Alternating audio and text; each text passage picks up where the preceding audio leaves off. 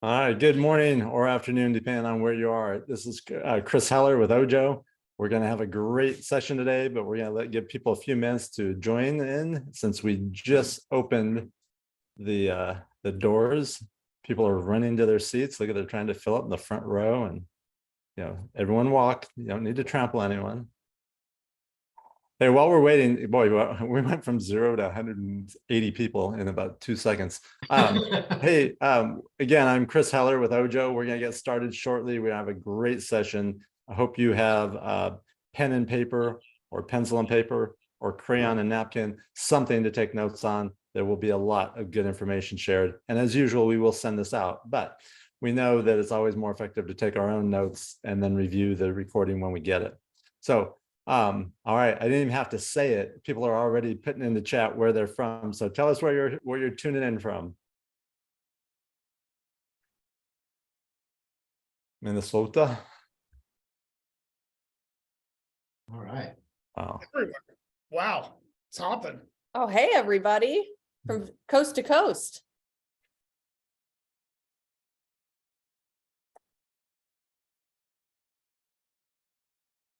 All right, we're going to get started in about a minute. Thanks everyone for taking the time out of your day to join us. We will make sure that that this is one of the best parts of your day, that you will leave with a lot of value.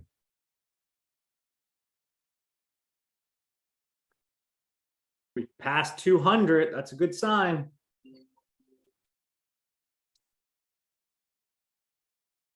All right, well, as people continue to fill in, if you have an empty seat next to you, raise your hand. No, just joking.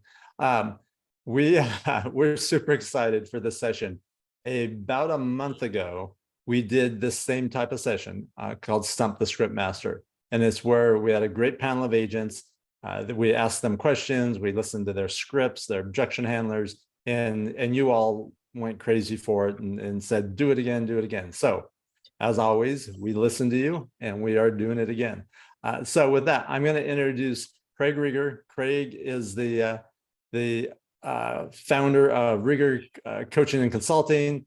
Craig also has a great and productive independent brokerage in Portland and has a very productive real estate team and has for many years. I've known Craig for a long time, and both personally and professionally. And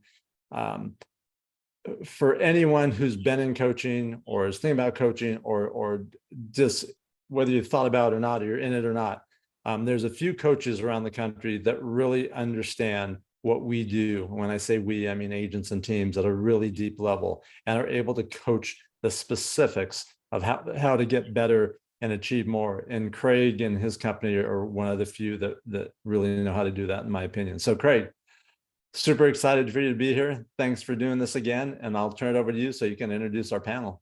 Thank you, Mr. Heller, and thanks for that endorsement. We appreciate it. Yeah, I'm stoked. We'll get to it quickly because you all showed up. Your busy day. We're in the peak of the selling season in most markets around the country. So we know that you came here to stump the script master. So without further ado, I'm going to introduce our panelists very quickly. Number one, we've got Brett Jennings. Really excited to have Brett on today. Brett is in the heart of Silicon Valley. I had a chance to work with Brett when I lived in Silicon Valley for a few years, when both of us were part of a different company at that point. This guy took his team from 160 million, like, hear these words, took his team from 160 million. That was kind of a starting place, 3-4 years ago, up to 1.2 billion in sales volume over the last couple of years. The things I'm really impressed with Brett is he's able to grow a really big business and a really big team in a luxury market. And that is really difficult to do. It's extremely rare. So Brett, we're excited to have you here. Thank you so much. Next, we've got the best looking guy in real estate. Also the proud father to your third child. You got a new girl about 5-6 days old, Mr. Nick. Yes, sir. 5 days old. All right. Nick Wallner is out of Baltimore, Maryland. He's a top team in his market, obviously top team in his office. He's been in Gary's top 100 for like 8-9 years now. He was a hit star on a TV show, Waterfront House Hunting. Which was just re-released on Hulu like 2 days ago. So there you go. All right. That will be my evening watch. Thank you, Nick. Nick runs a really big team, throws down 500 plus closings a year. Great guy, absolute expert in converting the type of leads that Ojo provides. And last but not least, right here in my home market of Portland, Oregon, and part of my own brokerage, we've got Miss Amanda Ashby, and I might be calling her Mandy Bear throughout this because she loves the nickname Mandy, and Bears is something, I don't know where that all started, but it's bound to happen. So Amanda's been in real estate for what now, 6 years, Amanda? Correct. Yeah, 6 years ago, she was cutting my hair. Unbelievable, #1 stylist at her salon, referred to me by a good friend. And shocker, for 5 of the last 6 years, she's been the #1 agent in our brokerage, consistently throwing down 75 to 100 units a year as a team member. She's also a coach here at Rieger Coaching Consulting, specifically on our conversion coaching. And Mandy, similar to Nick, you've got a new addition in your household as well. Yes, I do. I have a 3-month-old daughter named Maeve, and I think she's downstairs doing my taxes or something. Awesome. Well, hopefully she'll be well behaved for the next 53 minutes. So all of you, thank you so much for joining. Let's get started. So we've got a bunch of questions that came in from the Ojo network. I've got a bunch myself. This is Stump the Script Master. So our goal is to hear from each of you. I won't ask all of you the same questions. We'll kind of bounce around, but on some of the questions I'll ask you, maybe keep your answers to that like 40 seconds to a minute and a quarter or so. But if you're super passionate about something, Nick, we know you've got long stories. Feel free to share them. We're here to learn and grow together. All right, let's just start at the top. Right, because this is a big part of the market. We get ghosted. We met a bunch of people last year that backed out because of a competitive market. We met a bunch of people last year that were engaged and ready to purchase properties, and rates went up and it shocked them. So I'll start with you, Nick. What's your #1 strategy? How do you engage or consistently, follow up with somebody that's been unresponsive for a period of time, or maybe even ghosted you 3-4 months ago? Yeah, so I think that I have a different perspective than most. I think the best clients in the world are the ones that don't respond to anything. And the reason is, like, let's say I have 50 people to respond, or they're showing up in my CRM that I'm supposed to respond to them or send them a message, and I send them a text message or an email or a phone call.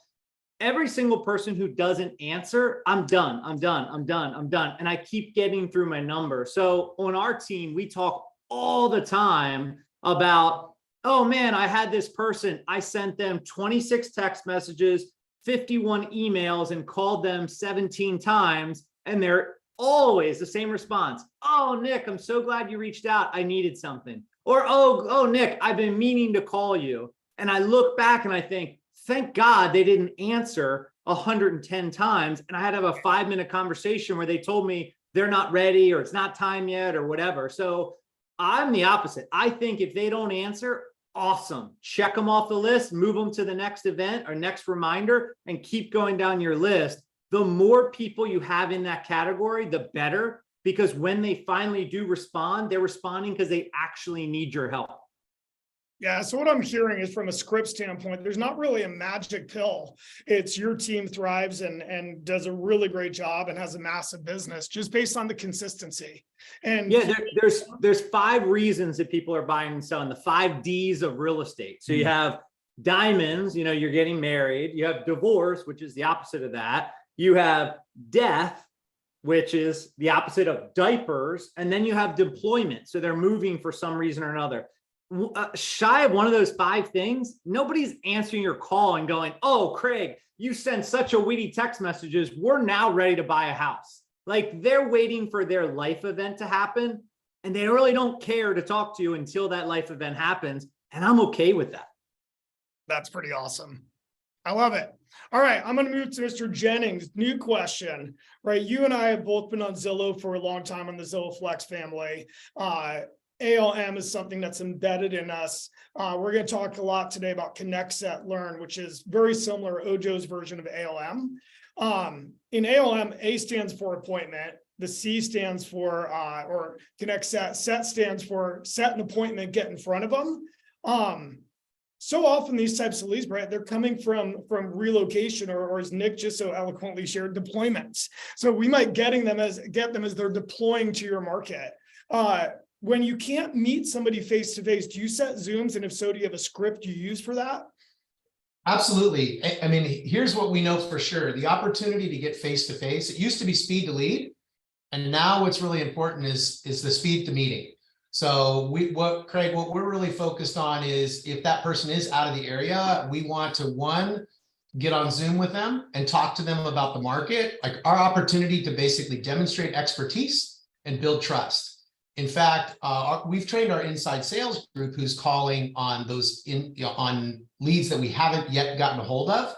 And as soon as we get in touch with those people and have an opportunity to start talking to them about their criteria, instead of setting a meeting for the agent, we're having our people just say, hey, are you in front of your computer? We can just hop on Zoom together right now. Let me show you some of these areas and I want to set up this search for you instead of waiting for an appointment to set a meeting to elicit their search criteria and then get them set up on a search. Because if the time between that meeting, that conversation and that next meeting that you might set the appointment for a buyer consultation might be a day or 2 or 3, that's just an opportunity for them to get interrupted by somebody else if they're searching on Zillow and they ping on another property, right?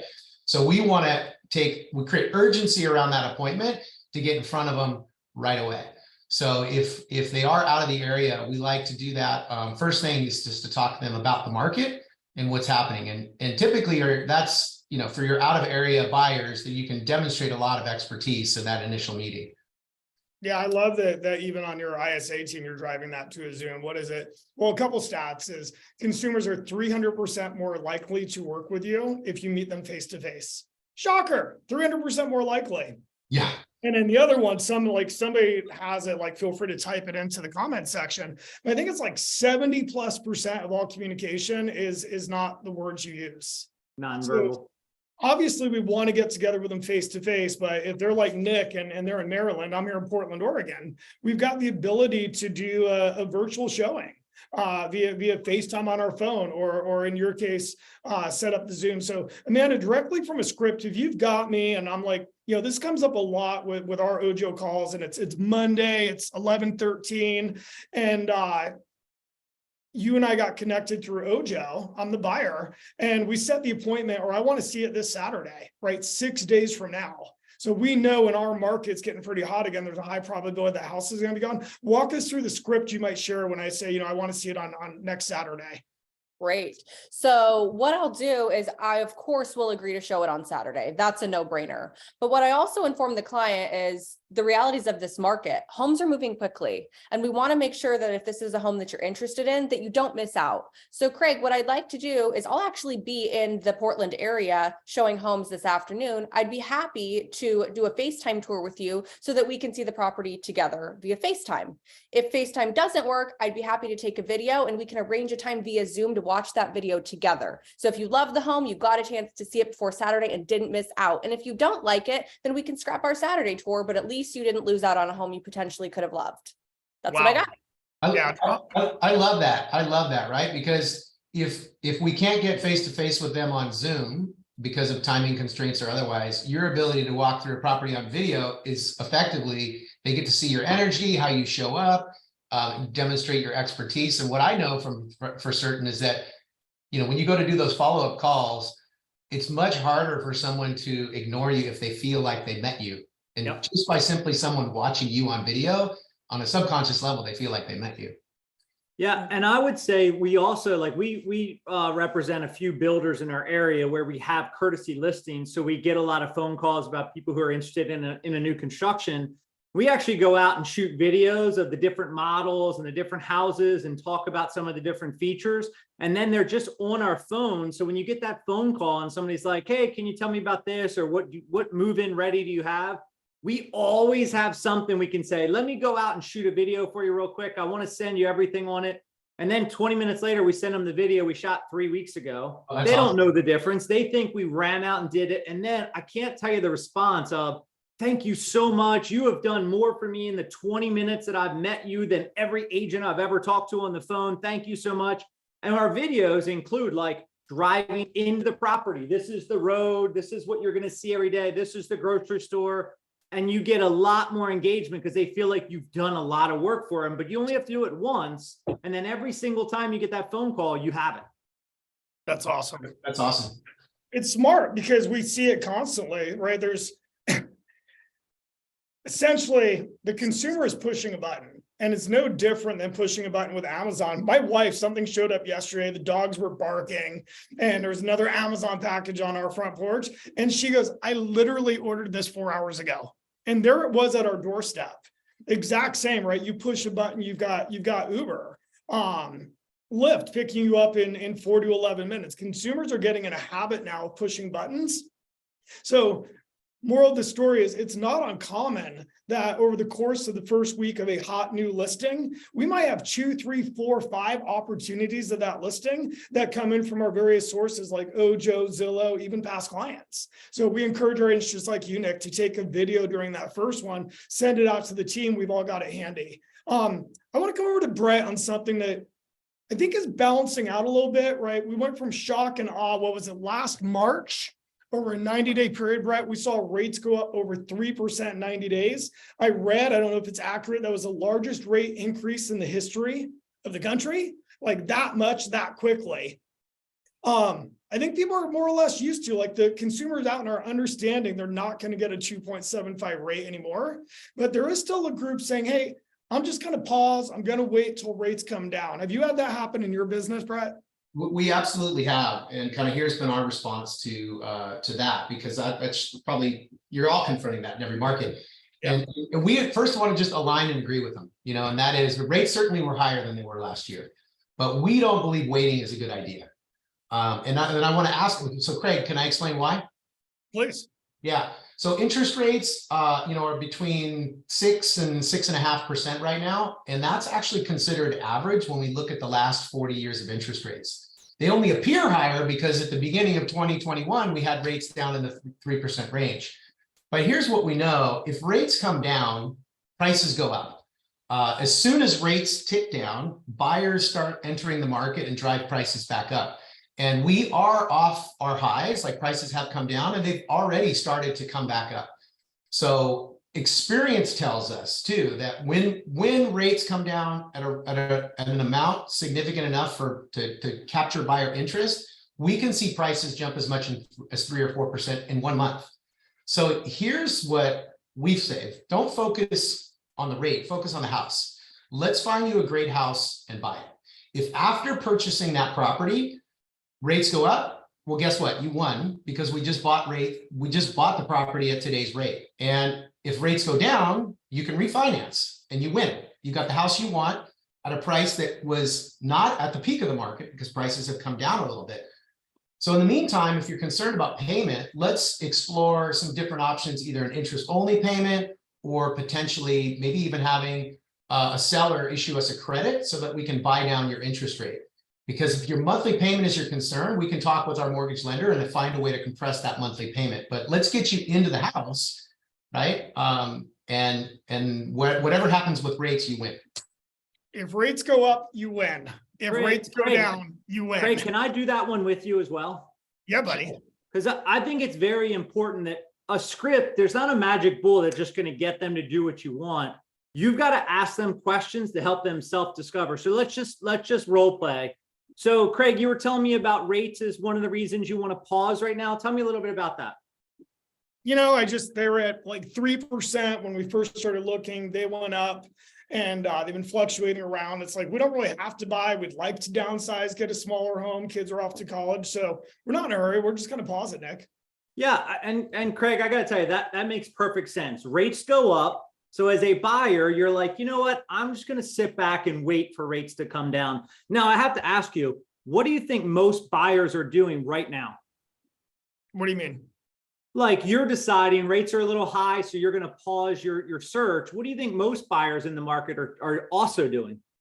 Probably also pausing, I guess. I don't know. Yeah, that's exactly right. We see it all the time and they're all pausing. So right now you have less buyers in the market because rates are high, but let's say we wait for the rates to come down. Do you have an idea of where you'd want to be so you could pull the trigger and get back out there? 5, I think I've given up on the 2.75s and the 3, Nick. 5 sounds like a great number to me.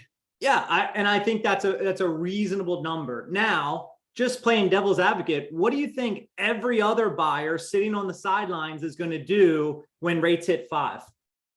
streets are going to be flooded with buyers. Yeah. And then what happens to your purchasing power?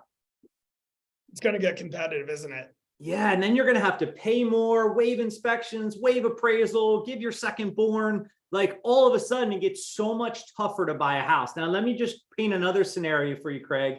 If we bought today at 7%, oh my God, who wants a 7% rate? You bought today at 7%, and in a year or 2 years, that rate drops down to 5%. What will you have to do in order to capture that 5% rate?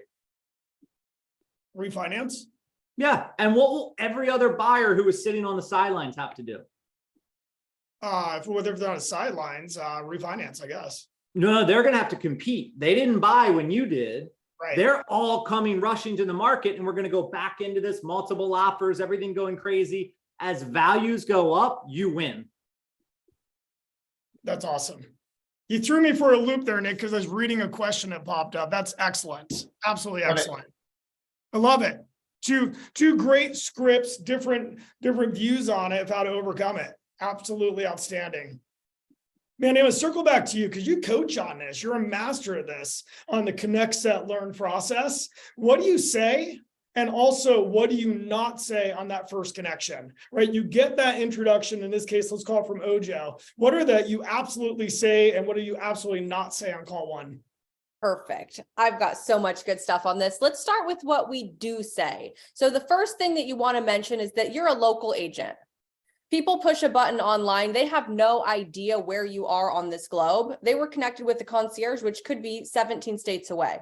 So mention you're a local agent. That's the first thing you want to do. The second thing is tell them yes. Give the people what they want. They pushed a button online to see a house. More times than not, I'd say 99.9%. That's what they want. Just say yes. Schedule the appointment. Meet them where they're at. And then another thing that I always do is I always want to make sure I set expectations. Right? So we say who we are, we're local, we set the appointment, which is why they called in the first place. And once I get towards the end of the call, I set expectations so they know exactly what's going to happen next. Here's what's going to happen. And I outline it for them. So there's no doubt in their mind when they hang up, they have a plan in place for the next, 1 to 24 hours when we meet. Now, what not to say, don't say no. Which kind of counteracts what I just said with the. I mean, you're laughing, Amanda, but you and I have listened to thousands of these calls. It's not an exaggeration. Agents do everything in their power to not set the bloody appointment. It'd be like that Amazon that my wife ordered yesterday, and Amazon's like, no, you're not going to get it. Nope, not sending it. No, let me check they literally do everything in their power to not set the appointment. Correct? 100% yes. 100% yes. I hear no so many times. And I'm like, why are you saying no? They pushed a button that says, I'm interested in this house. I want to see it at 2:00. And they're like, I don't know. Like, it's not a game. Just say yes. It makes your end game, selling them a house, and also your follow-up much easier if you nail that first call and just tell them yes on the first call. That's the first step to connecting with them. What do you not say, Mandy? You also don't ask, do you have an agent? You don't talk about finances or pre-approval because you haven't earned the right to talk about finances yet. You haven't even met them face to face. So don't say that. Yeah. And I know there's folks right now that are spinning on their head. I would never show a house to somebody that's not qualified. And at the end of the day, the reality is that don't show them a second, third, or fourth home. Right. But are any of us too busy, Nick and Brad, are we too busy to meet somebody that we get connected with today, meet them at 1:00 tomorrow, spend 15 to 30 minutes with them, learn about them at a higher level, discover what their motivation and what their goals are, and then either set them up on a success plan, meaning here's the steps they're going to need to take before we give them a tremendous amount of our time, or if they're not pre-qualified, get them in with a lender right away. I know you guys are really good at this, Mr. Jennings. Tell us what you handle and don't handle on that first call. What do you say or not say? Well, definitely. It's interesting. I saw some questions popping up in the chat and someone said, don't you want to ask if they have an agent? And I would always say no for a couple of reasons. One is, if you ask someone directly if they're an agent, that's the opportunity. Just like most of us, if you walk into a department store and someone says, can I help you? You say, no, I'm just looking. In our industry, are you working with an agent? And they say, yeah, I am. Right. So that's the automatic deflect. And I want to get past that. I want the opportunity, right, again, to demonstrate value and expertise in the market, and then through asking questions, find out, have they written any offers? That's typically how I can find out, because they will usually answer that question honestly and truthfully. And if they do, if they have, then I can probe a little bit. Oh, so are you working with an agent? But typically a roundabout way to ask that question, you definitely don't want to ask it directly. And if somebody is working with an agent, we want to then kind of probe some more. I want to ask them how long they've been working with them. How is that working out? And if they are they committed to working with that agent? And if they are, if we were to find them a property that's off the market, would they be willing to work with us on that one property? I'm looking for an opportunity where I can get just my foot in the door. And especially in a tight market like we have, you got to make the most of every opportunity. That's awesome. Nick, thoughts on this one? The comments are flying on this one. So I know we've hit a hot button. What do you say and not say on that first connection, Nick? It's funny because I think a lot of the hot buttons are people that are like, oh my gosh, I would never go after somebody else's client and I would never try to steal and blah, blah, blah. None of us on the call want to steal anything. But if I'm working with a financial advisor and I'm losing money with this person and I reach out to a new financial advisor for help, do I want that person to say, oh, I'm sorry, I don't want to step on anybody's toes? So I think Brett did a very good job of asking, have you written any offers? Have you seen anything in person yet? And then you'll get a sense of whether they're working with somebody. Oh, great. You've seen 5 or 6 houses. What did you think? What was your experience like? Well, the person we saw it with wasn't this or wasn't that. And now I get a good list of all the things that I need to be. I need to be responsive because they weren't. I need to be knowledgeable because they weren't. I need to have local knowledge because they didn't. Like, I think it's an opportunity for them to tell us exactly who they want me to be so I can then turn that on.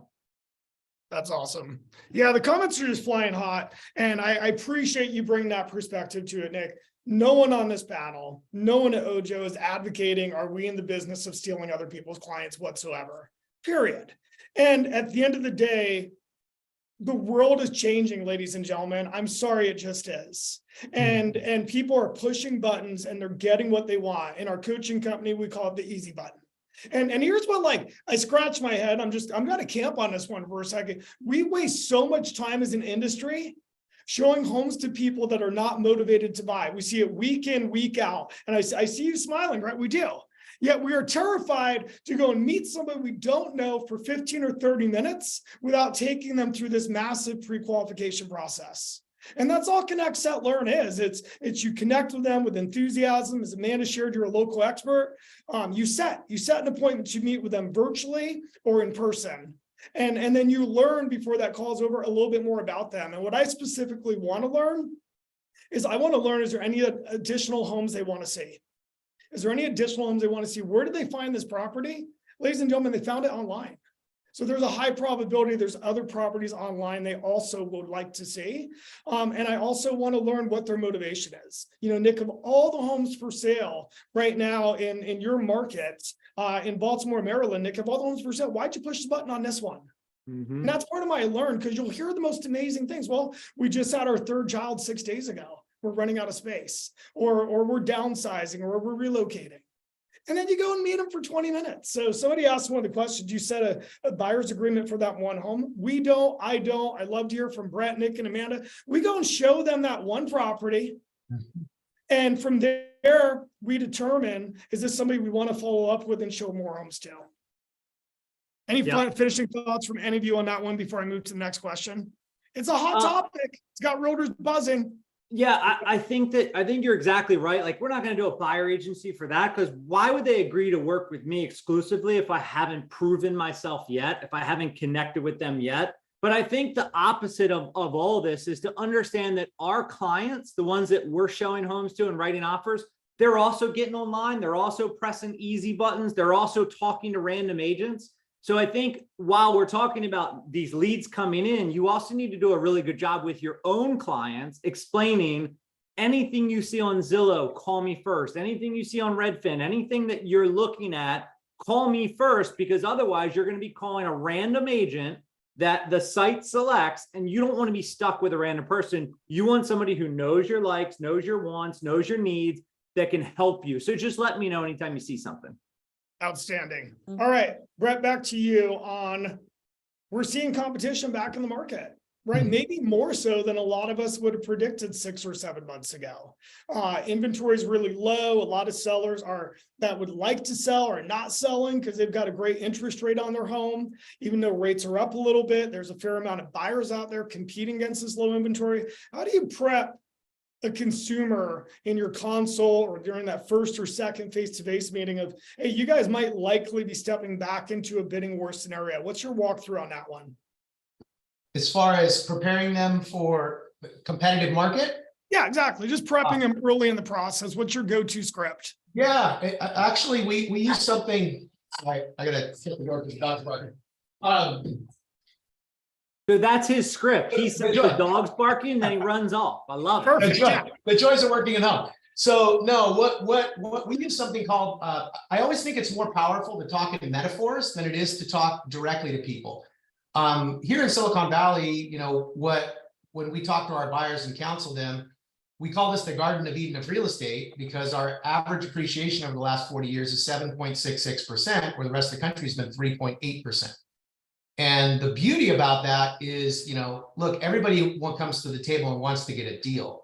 In our market, getting your foot in the door is the deal. And the question is, you know, how big of a step do we got to make to get your foot in the door? And so I said, you know, and I'll show them a chart, our 40-year chart, which goes up and to the right. And I'll ask them, I said, you know, it's important that when we make that move, that we make a big enough step. Because have you ever, you've ridden an escalator before, right? And they say, yeah. I said, do you ever remember the first time as a kid you tried to get on an escalator? Or if you can't remember, if they say they can't remember, have you ever seen a child try to ride an escalator for the first time? But what happens? When they go, they approach that first step with some apprehension, right? And do they always get on with the first step? Typically not, right? They might put their toes on it, but they step back. And so, but what happens to the step that they missed? Where does that step go? It's up and to the right, right? So what I want to prepare you for is we have to take a big enough step so we can get you on this equity escalator that goes 7.66% per year in our market. You know, that's over $100,000 a year. If we miss that step, you know, and like I said earlier, experience tells us our market when it's moving up, can go as much as 3 or 4% per month. That can cost you $40,000 or $50,000. I don't want to let you make that mistake. So here's the way it works. For our clients, we can typically, it usually takes a lot of our clients 3 attempts, 3 offers to get that offer accepted. It doesn't have to take 3, but it takes 3. You know why, Craig? Why? Because on the first offer, Craig, I'm going to give you my counsel and advice, and you're not going to listen to what I say, and we're going to write the offer where you want to write it, and we're going to miss it. Okay. The second time, I'm going to offer you my counsel and advice. You're actually going to want to take my advice, and you'll probably go a little bit higher than you want to go, but you won't go to where we say, and you'll miss it. And the third time, we'll get it because you'll have learned and followed my advice. So the reality is anything good in this market doesn't happen in your comfort zone. We're going to need to get a little uncomfortable, and we're going to need to stretch. So. Wow. Hey, while you're going, the comment section is blowing up saying, can we do this every day? Will this be sent out? Great job. Nick, anything you want to add to that? Yeah, I think we have a very similar. I mean, we're opposite coasts, and our average sales price isn't 74 million, but the buyers are exactly the same. So like when we're walking through a buyer, I tell them when we walk through a house, you don't have to buy a house just because you saw it. In fact, there's really 3 different types of houses. There's a house that you walk through and go, it's okay. I could see us living here if we got a really good deal. Then you're going to see a house and you're going to say, oh man, I like this. Let's make an offer. Let's try to be competitive. And then there's going to be a house that you say, this is it. We don't want to lose it. Nick, tell me what I need to do. And now I can coach you on how to get this house. But if you tell me it's okay, or maybe you could live there, you might not want to waste the time competing with something you really don't love. Let's look for that house that you say, Nick, pull out all the stops. What do we need to do to get this? Outstanding. This is good stuff. All right, Mandy, coming back to you. What's a gold bar something we talk about in our coaching company consistently. So using a gold bar and in the reference of, again, we kind of started the questions today with this, maybe somebody ghosted you, maybe you've lost contact with them for several months. Like, what is a gold bar? How do you re-engage them with a gold bar? Maybe explain what that is and give us a gold bar script or two. Yeah, absolutely. So a gold bar is an item of value. A gold bar is something that you can utilize in your follow-up to get people to re-engage with you. So what we are moving away from, what we're not doing in our lead follow-up or to re-engage those ghosty leads, is we're not just checking in. No one wants to be checked in on.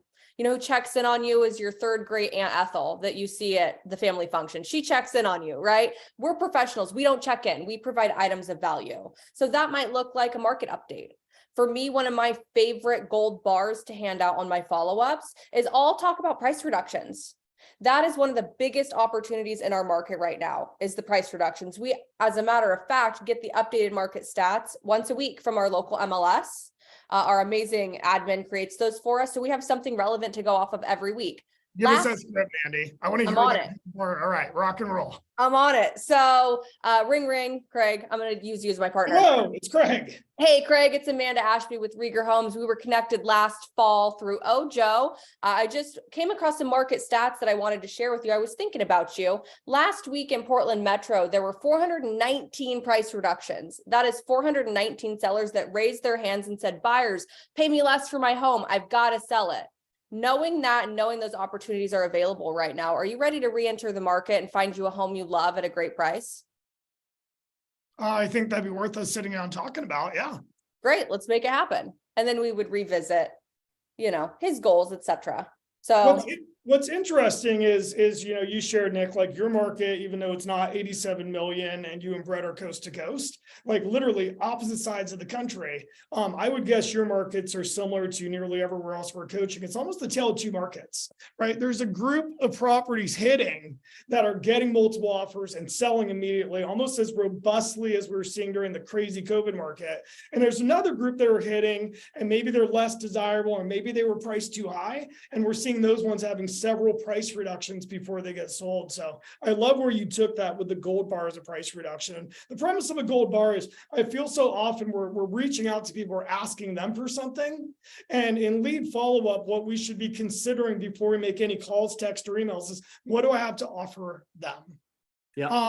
Brett or Nick, anything you want to add to like your version of gold bars in your market? Yeah, we'll do another one that's very similar. So she's saying, hey, here's everything that's price reduction or all these houses that are price reduced. Are you still interested? And you're going to get people that jump in.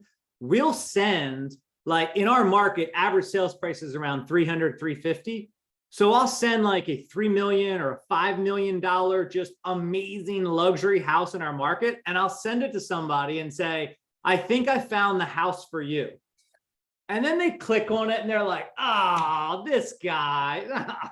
And they always respond, yeah, we'll take that one. Do you think you can get it for 300,000? Like it just engages the conversation and they will speak up whether they have a need or not, or it'll go back to being dark. And I'm okay with that because at least they know I'm still there. That is nothing short of awesome and fun. Like we should show up and have fun each day. How about you, Brian? Anything you want to add? You're on pause. You're on mute, buddy. It's interesting because it's, you know, very similar. What we're doing is we're selecting a deal of the week, typically, and we'll do it across a few different price points. And it will be typically an awesome looking home that's got a price reduction. And we're using that to send out to everyone and then follow up with the engagement on it. So it's a similar formula. I like the sending the multi-million-dollar home to my $300,000 buyer, you know, just as a conversation starter. The question is like, yeah, what do we do to create create that engagement? The other thing that we've been doing consistently, mostly more in our open houses, is an off-market property list. I know with MLS Clear Cooperation, it's sometimes challenging, but we scrape Compass coming soon, Zillow coming soon, have our virtual assistant put all those together, as well as kind of all the coming soon properties within our own brokerage. And that has been a phenomenal conversation starter at the open houses because it's an easy pivot. You know, when you ask someone, hey, how long have you been looking? Have you written any offers? And if they say yes, and they've been unsuccessful, then I want to ask them if they've looked at off market. And if they haven't, great. Well, we have, you know, that's the biggest challenge for everyone right now. Half the sellers aren't selling. We've got over 300 properties on this off market list, and with only 800 homes on the market, it adds almost another 40% selection. I mean, if you like, we can take a look and see if there's something on there that might work for you. Unfortunately, I can't send you the list because we don't have a listing agreement. I'm not authorized to promote these properties out, but if we can spend 10 minutes together on Zoom, again, ding, ding, ding, face-to-face meeting, I can share what we can take a look at the list together and then see where we go from there. Yeah. Nothing I short of love, brilliant. yeah, I love that. Every listing appointment we go on, we write down the city, state, and zip. And that way we can say to somebody, oh, you're actually looking in Severna Park. Yeah, we actually have 9 homes in Severna Park that we know are looking to sell that haven't listed yet. If you want to sit down, we can talk about those 9 homes. And people, just like Brett said, are like, yeah, where can I sign up? How do I get a hold of you? Where do we sit down? Sounds like we need to have a meeting. Mandy, how long will you follow up with a lead, right? So you call and they don't answer, and then maybe you text or email or leave a voicemail with that gold bar, the 427 price reductions, which I think is a brilliant script, right? There's 427 sellers literally just put in writing, I'll take less money for my home. What if they don't respond? How long would you follow up with a lead before you throw the towel in?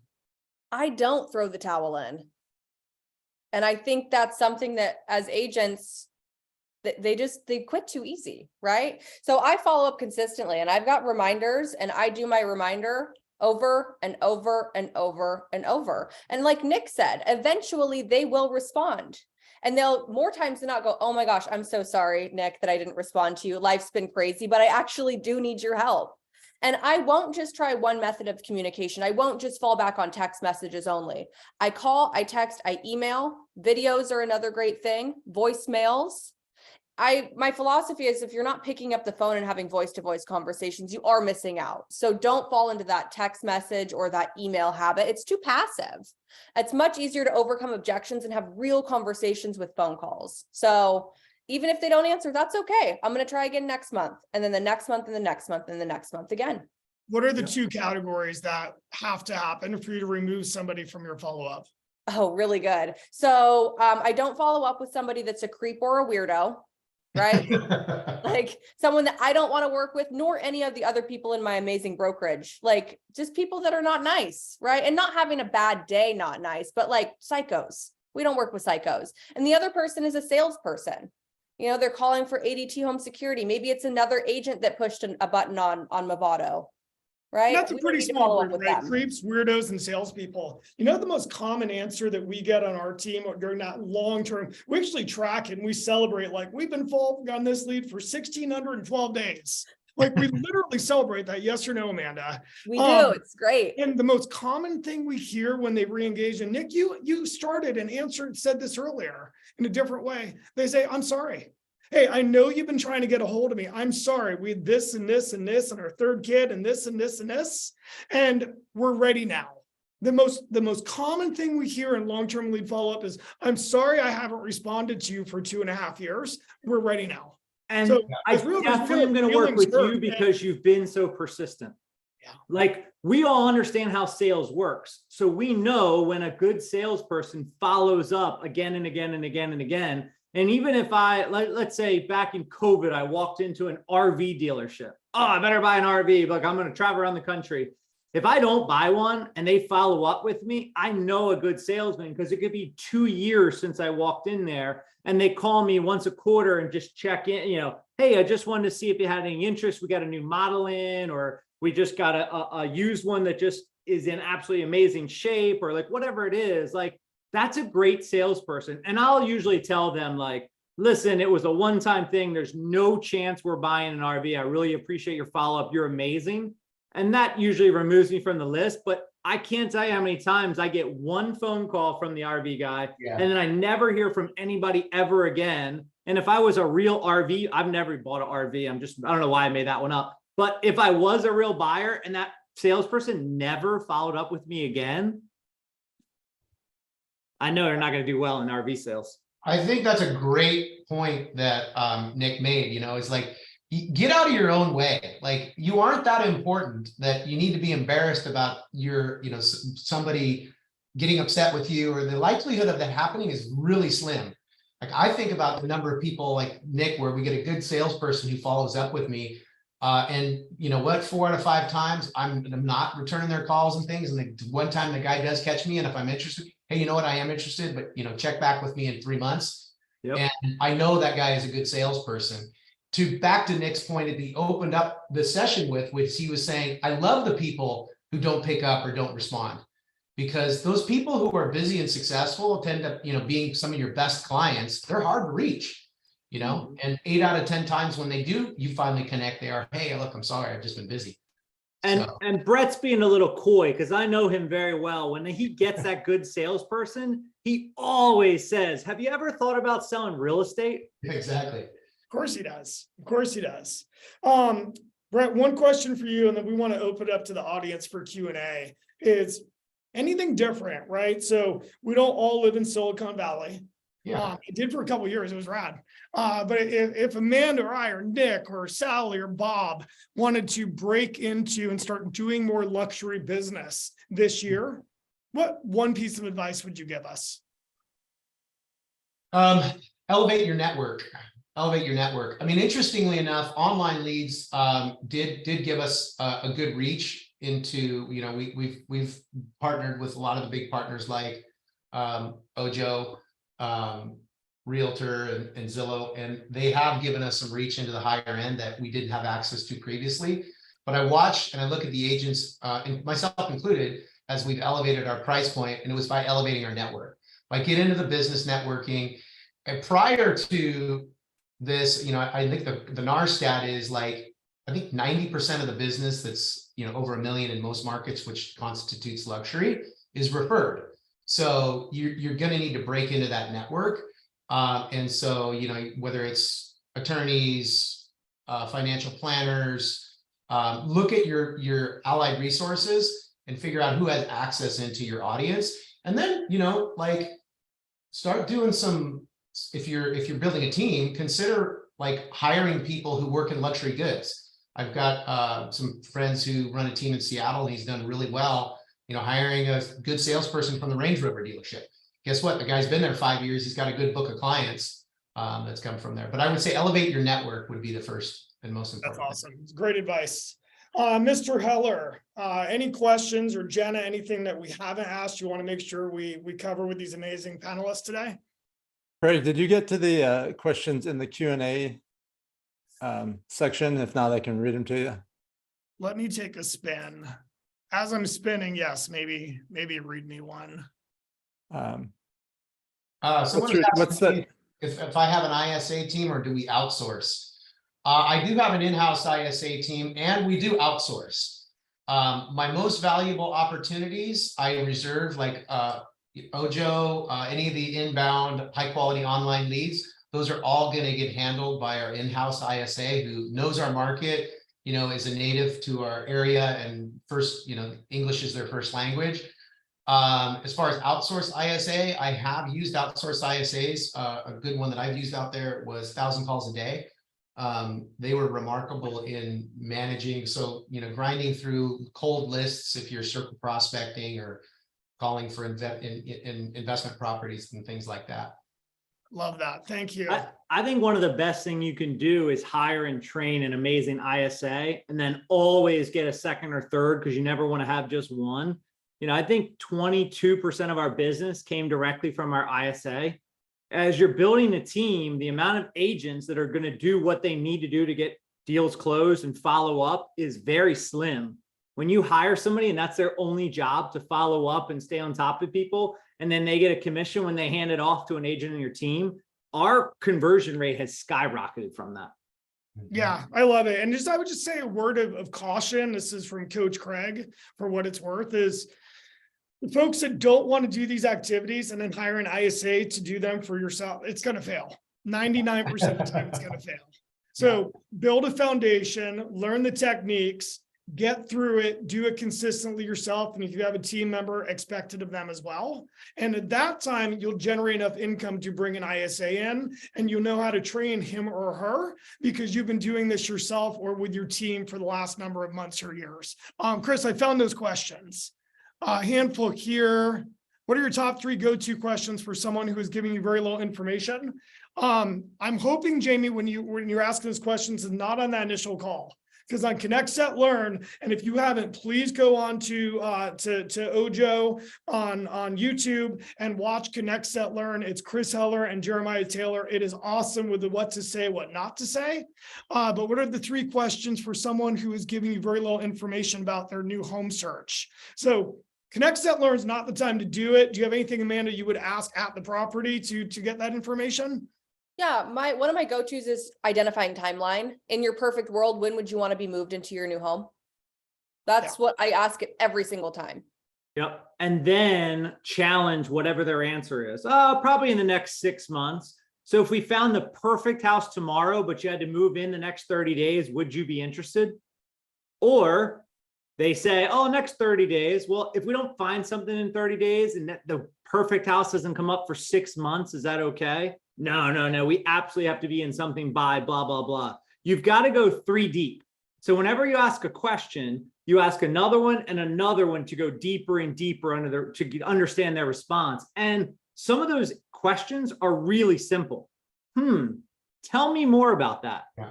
Oh, why do you say it that way? You know, these are very basic things that I can ask, that once I ask the first question and then I say, tell me a little bit more about that. What's important to you about that? Oh, really interesting. Where did that come from? I'm just digging deeper and deeper and deeper. The better understanding I have, the more likely they are to want to use me because they feel like they're understood. People want to feel understood. And that's why we're asking questions, understanding motivation, determining what they're looking for by asking the right questions so they feel like I'm the only agent on the planet that truly understands where they are. It's amazing. I saw a question on here, Nick, and it was I'm receiving leads, but the price point they're at, there's nothing in our market. I actually saw a post that said something similar where some gentleman had taken the time to put his last 20 leads. It wasn't from Ojo, but it was another company, referral type company. And it's like, he just blasted like 16 of the 20. But you know what there was, guys and ladies? There was 4 really good ones. Like, we got so stressed about the 2 or 3 that don't work, or they're manufactured homes, or they're unbuildable land. And it's like, these leads, when properly converted, should be a minimum of 5% and upwards to 20%. So for every 10 you get, hold on, I'm on a heater here, Nick. For every 10 you get, if you properly handle them, that should be 2 sales, like really properly handle them. By default, I'm not an expert at math. That's 8 you don't sell homes to.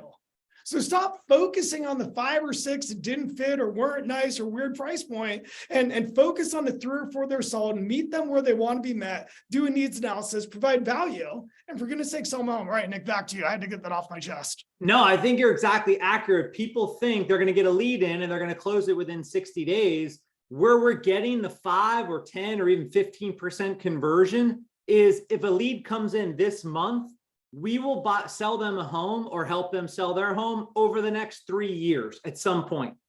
So you have to understand that a lead that comes in today could be a sale next year or the year after that if you do a good job of following up. Stop thinking that just because they clicked a button means they need to buy a house in the next 30 days. Yeah, I think that's a great point. When we look at where most of our closings are coming from right now, the highest conversion we're getting is leads that are 12 to 36 months old. Yep. Right. And it makes sense when you think about it, because people who were in the market in the last, 12 months, right? They watched that whole interest rate cycle go up. They got pushed to the sidelines and they went through the 5 stages of grief, first denial, then frustration, then anger. And now they're finally at the place of acceptance. Like, crap, we really have to buy something. We just need to bite the bullet and pay this 5.75. So, on that same point, I have the privilege and opportunity to participate in some of these other mastermind groups with other top teams across the country. And here's the other stat that we're seeing, which kind of ties into one of the questions in the chat as well, is kind of how much follow-up is enough follow-up. Prior to the shift in the market, our agents that were having the highest conversions would make 22 to 24 contact attempts to reach that lead. That number is now 32 to 36, right? To really engage those people who don't pick up in the first few calls. So it's taking that extra effort. Someone asked how much time your agents weekly spend on lead follow-up. Our formula for helping our agents hit 2 transactions a month in the old market was an hour of lead generation and an hour of lead follow-up, dedicated, consistent, not like, and we use, where's my tracker? We use digital tracking, but have a paper-based tracking system that has them use hash marks for their calls, because they'll say they're going to spend an hour, but the question is, what did they put in the hour? The only thing that really matters is conversations, because conversion only happens in conversation. So you got to drive for those pickups, those contacts, those connections, the two-way texts. Those are the things that are going to move the needle. And so today it's probably closer to 3 to 4 hours a day of prospecting and lead follow-up to get that same result. So Agreed. And ironically, and Amanda can attest to that, it's one of the, we do track everything. And the one thing we focus on every day, Brett, is conversations, period. That's our it's two-way. It might be a brief conversation, but a real estate conversation is going to lead to the highest number of sales. All right, Mr. Heller, we are near the end of the time, but I'll turn the mic back over to you, sir. I appreciate that. And this was awesome. I took down so many notes. My team's going to get blasted with good ideas this week. Hey, there was a question I want to address really quickly. Someone asked about Ojo agents. How do they convert? Here, I'll give it to you real quickly. The good agents are in that 3 to 5% rate. Our great agents are in the 5 to 10%, and our top are even higher than that. So that give you an idea of how we look at the agents in our network. Nick, Brett, Amanda, can't thank you guys enough for sharing and sharing so authentically and openly. Everyone on here got a ton of good ideas, and if they didn't, they were double or multitasking or not paying attention.